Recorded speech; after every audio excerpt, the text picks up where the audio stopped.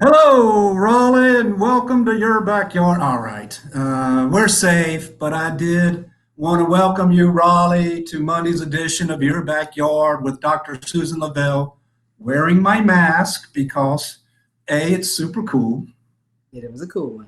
and it's one of the messages we have today. But thank you for joining us, Dr. Lovelle. Appreciate your Monday updates, and good to see you today. I love being here. Well, we love having you, frankly. You're the bomb. Um, Speaking of bombs, how are our numbers on the COVID-19 crisis going? Well, if we look at the maps, most of the states, the high majority, are still on the uptick, which is not that surprising. It takes 2 weeks for things after you make a change, it takes 2 weeks to see those responses. But there are some good points out there, and it was just brought to my attention that New York City, actually New York had the first day with no COVID related deaths since March. So that is awesome. I mean, they Right. were like number one, and to go a whole day with none is wonderful. It's nice to have some good news or Exactly. change. Exactly. And might we relate that to the fact that once they saw what was going on, New York did a pretty darn good job of masking up and doing what they need to do as a citizenry?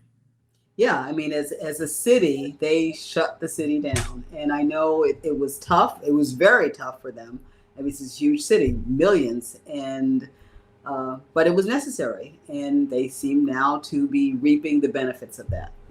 Furthermore, it's not only the big city, that density there is so incredible, and so many people you have to ride 15 minutes up at peak times in a small box. So, among other things. So, hats off to New York. What other places are doing well? Is there any other good news that you can report? There are a couple of other states. There are, I think, actually all northeast at this particular point, that have kind of, also kind of shut things down a bit. And what I'm hoping is that as there are maps now that will say, when things opened, when things started to spike, when things closed, and whatever. And so they have those for each state. And we're hoping that, as things have closed a little bit more, that we'll start to see these numbers also drop around the rest of the country. Um, so right now we're at phase two. There's a lot of talk and a lot of worry in my peer set about school. Hmm. It Yeah. seems to me, I hear this argument that children don't catch it or are not as affected by the virus as adults, but that doesn't mean zero, right?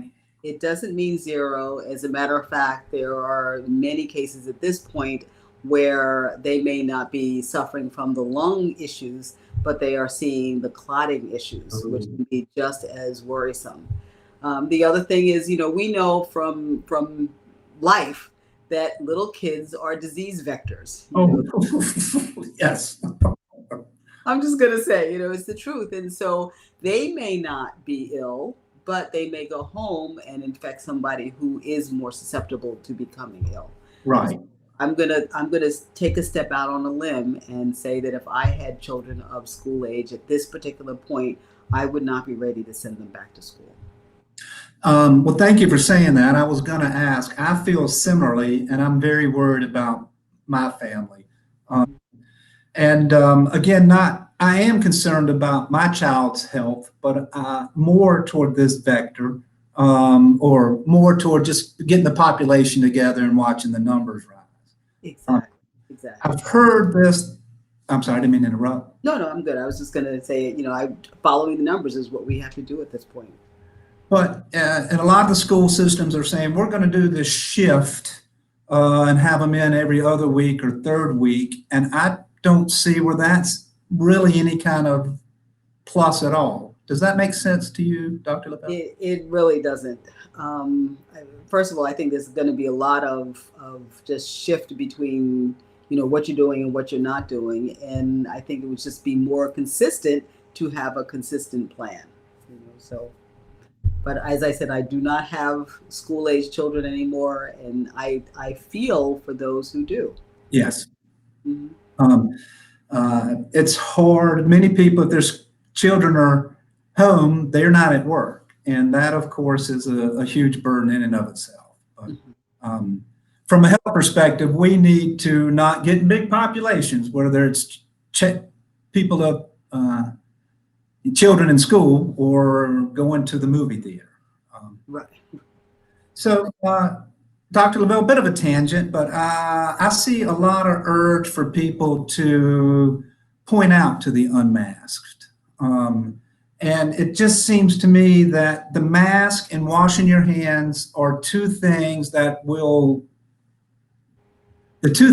I have seen the countries like Australia and those that have really got control of the virus. Is it really that simple that if we all masked up and wash our hands, we'd see this huge decline in numbers?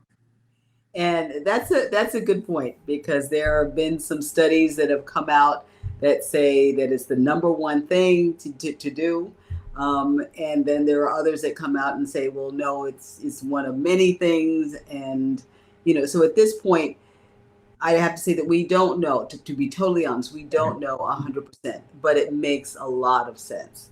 And one of the newest studies that has come out is that there's a question now between whether it is droplets that are infectious or whether things are being aerosolized. So, and if it's aerosolized, then the masks are even more important.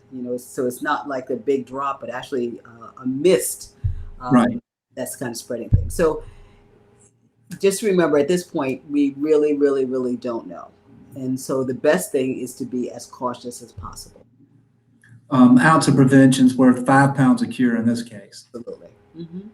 Aside from masks and washing hands, are you doing anything in particular, Dr. Lovelle, beyond that? Other than keeping myself as healthy as possible. And I don't go out a lot. I don't go out to areas that are, that have a lot of other people.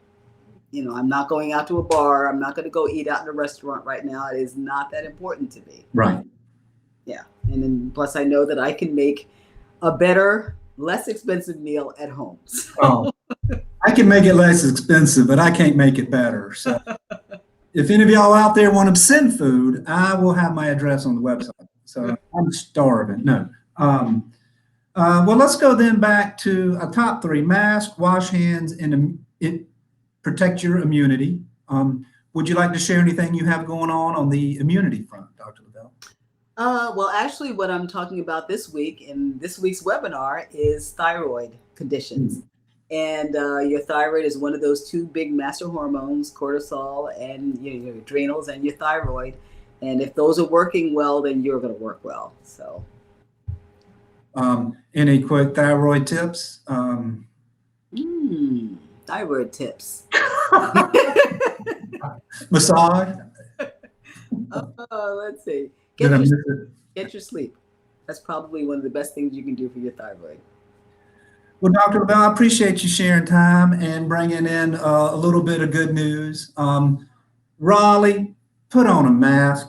It's just not that hard. There are some very groovy masks. I have friends making them. If you need a mask, call me. I have at least 10 to donate to anybody who needs a mask.